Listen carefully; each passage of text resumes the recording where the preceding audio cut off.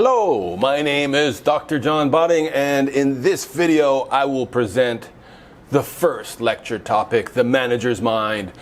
This might seem like a strange topic to start with for a discussion about how to implement school ICT, but I have a few good reasons for starting here. Many times I have seen good teachers struggle to become good managers.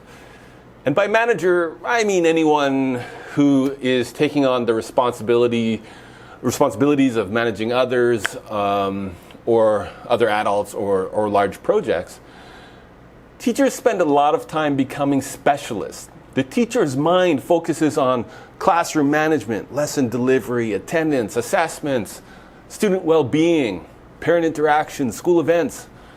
The teacher's mind focuses on other teachers in the same academic department and so on curriculum changes. The teacher's mind focuses narrowly on student academic achievement and the growth of students as people. Those are the things that schools need teachers to do.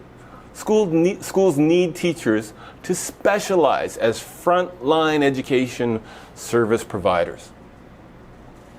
On the other hand, schools need managers to be generalists.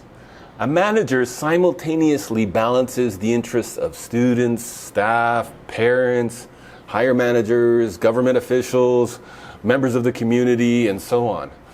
A manager simultaneously balances the interests of several departments.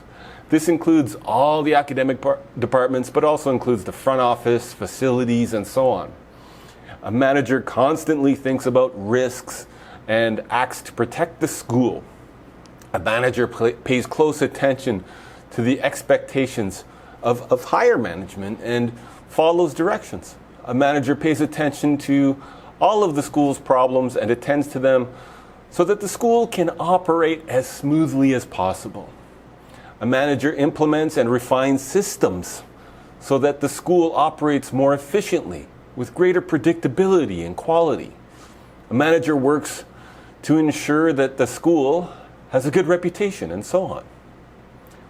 What seems like a good decision to a teacher who is thinking narrowly as a specialist might seem like a bad decision to a manager who is thinking broadly as a generalist.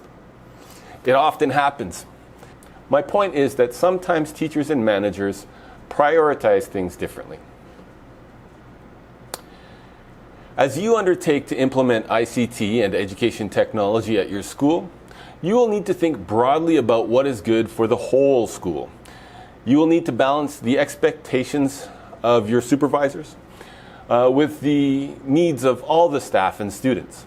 In other words, you will need to look up and down and broadly and into the future. You won't be able to just look narrowly down and focus only on what is good for teachers and students in the short term. You have to do what is good for the whole school. I should also say that the manager's mind also understands that you don't need to be perfect. You just need to try to help the school move forward in a good way, step by step, over time.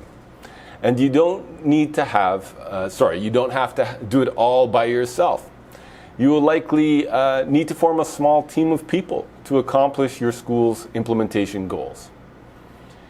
If you have never had to think like a manager, then I encourage you to develop that skill. Well, you might like to ask other senior managers at your school to give you some advice about this. If you already know how to think like a manager for a school-wide project, then you have a good start. Please join me in video 4, where I will define the terms ICT, education technology, and technology-enhanced learning.